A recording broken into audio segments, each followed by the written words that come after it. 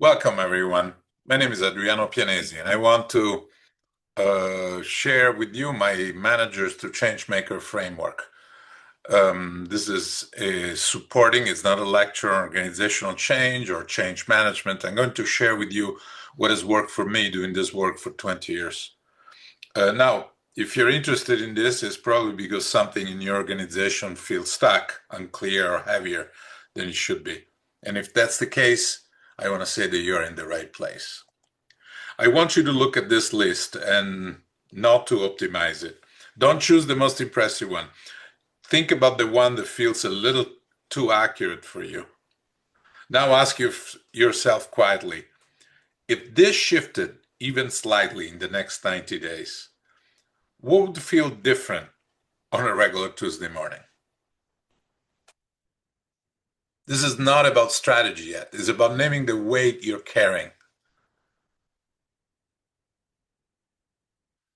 If information were enough, organization would have already worked perfectly, but they don't.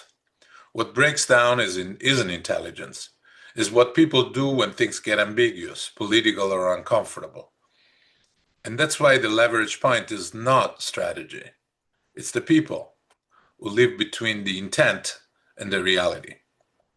These numbers matter.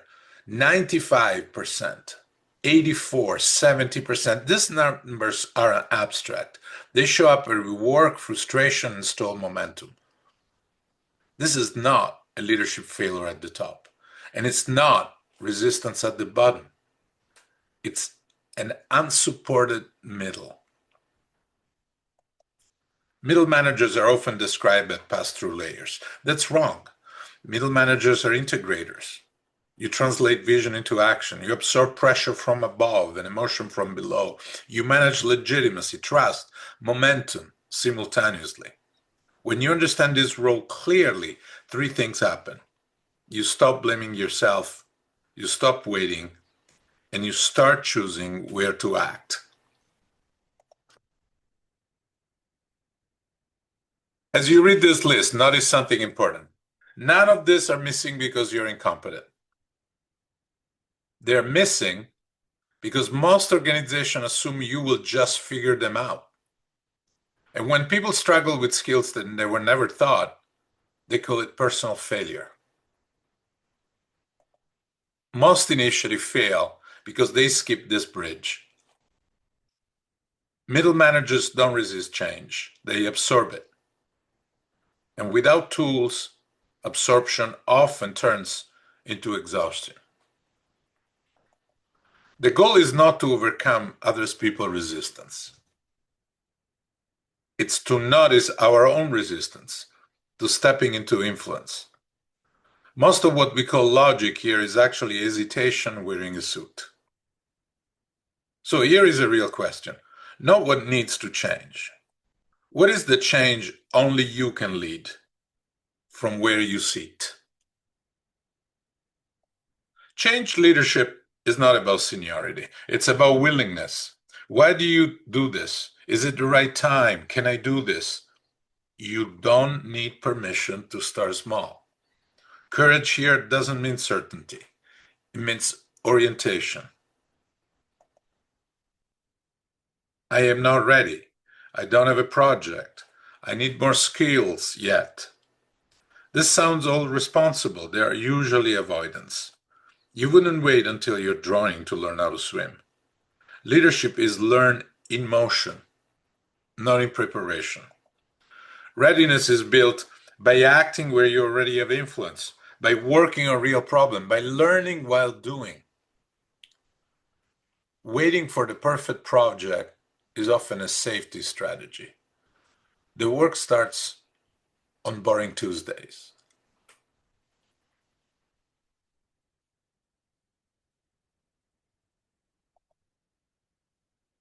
The self-doubt of incompetence is real. What if I fail? What if I don't know how? You don't need all the answer. You need a process that adapts.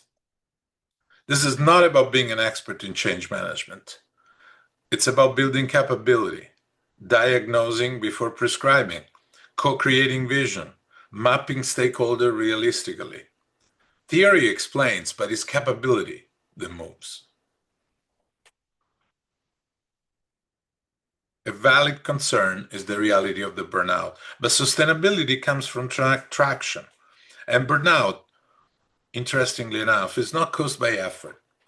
It's caused by effort without progress and in isolation. Momentum creates energy. Small wins matter. Visible traction matters. Community matters. Motivation fades, but structure sustains. The burden of it's all me, it feels like everything depends on you. But if that's the case, something is off. Leadership is not heroics, it's enablement. It's shifting from commander to coach, from selling to aligning.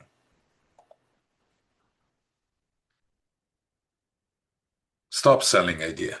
Start aligning priorities. Stop designing solution for people and start co-designing. Your job is not to convince, it's to create ownership. Stop doing everything yourself. Start multiply your impact through others.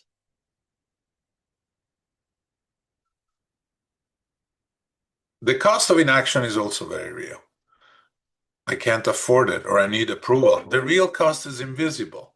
Stalled initiative, wasted energy, disengaged team. The truth is, this is valuable career insurance. Change-making skills are an investment in your career trajectory.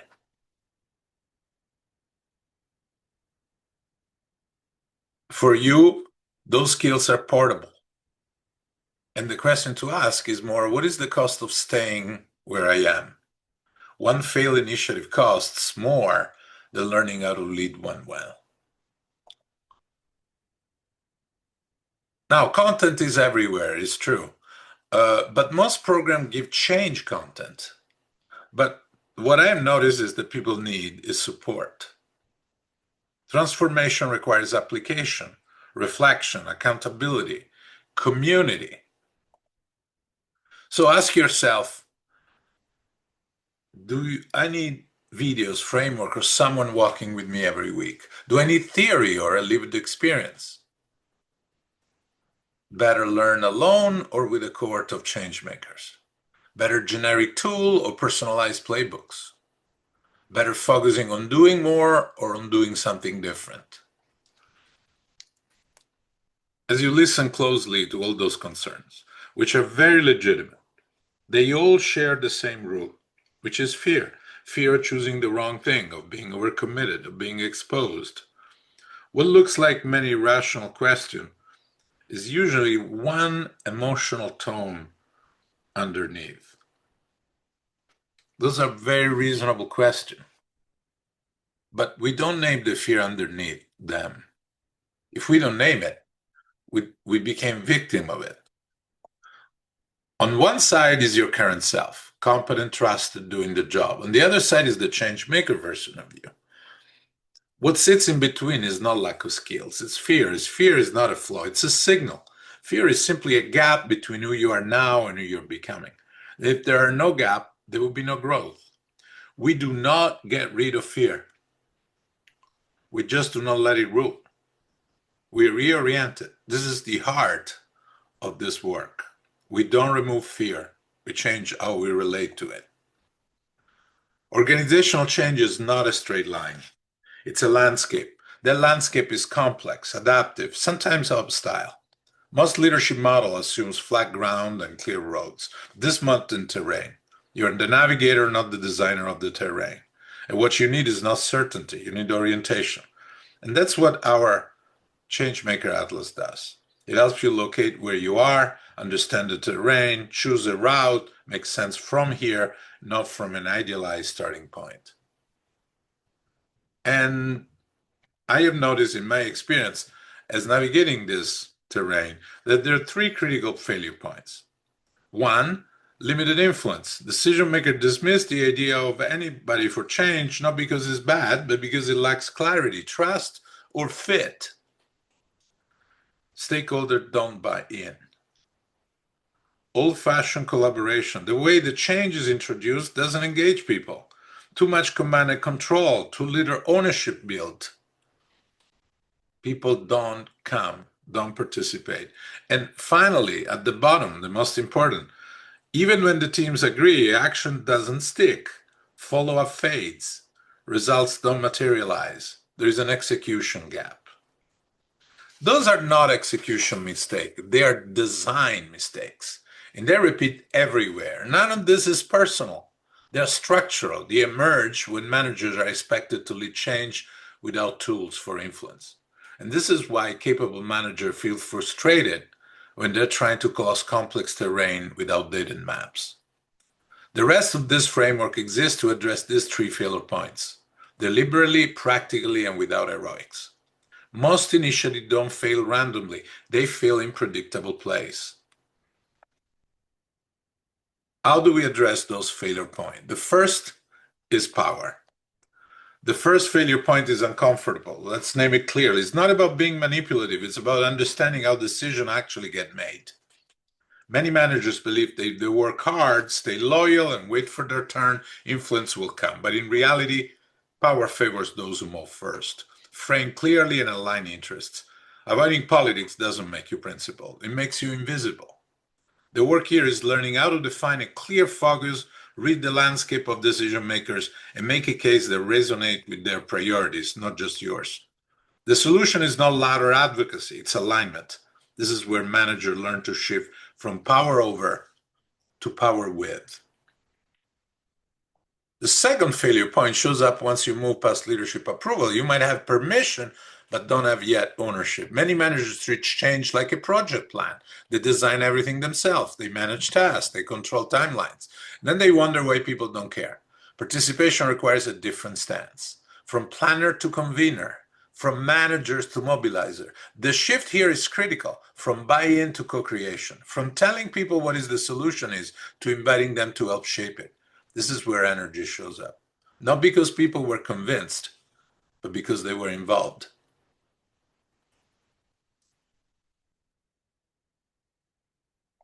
And finally, the final failure point is progress.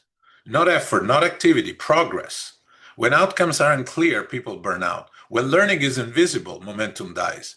This phase teaches managers how to track what matters, communicate results, and course correct in real time. Progress is what sustains change, not motivation, not pressure. The focus here is on transformation metrics, not on vanity metrics. On learning agility, not pretending everything worked.